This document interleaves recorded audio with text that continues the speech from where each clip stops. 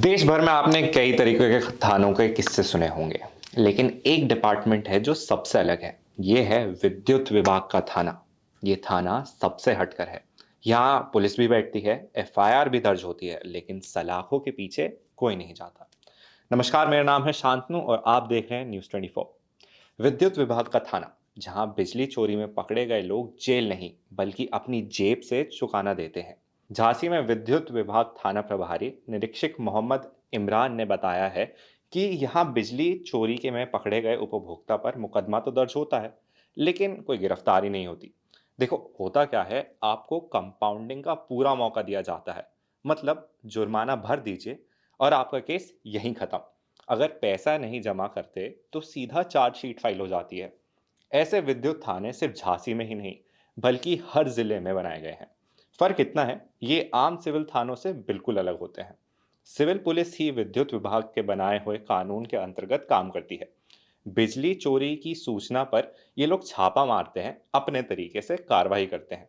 यहाँ कानून का शिकंजा सलाखों से नहीं बल्कि सीधा जेब से कसा जाता है। इसी वजह से लोग इस थाने को देखकर दंग रह जाते हैं, क्योंकि यहाँ एफआईआर तो दर्ज होती है, मगर ना थर्ड डिग्री होती है, ना ही हथकड़ियों का इस्तेमाल होता है।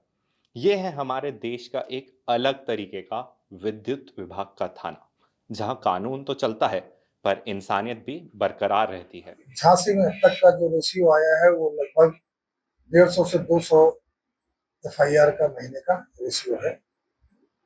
सर क्या लगता है किस तरह से थाने में जो है काम किया जाता है जब गिरफ्तारी नहीं की जाती? इसमें थाने में एफआईआर लॉन्च होती है और उसमें बिजली चोरी मेन मकसद होता है कि बिजली चोरी रोकना और उसके रिकवरी के लिए ज्यादा से ज्यादा सामान और राजस्व की वसूली। वो कंज्यूमर जैसे जुर्माना भर देता है तो उसके बाद क्या आप लोग एफआईआर लगा देते हैं? हाँ, कंज्यूमर अगर जुर्माना अदा कर देता है बिजली विभाग को तो उसके बाद विवेचना जरिए अंतिम रिपोर्ट समाप्त कर दी तो है। आपके थाने के द्वारा सिर्फ जुर्माना ही सजा है क्या?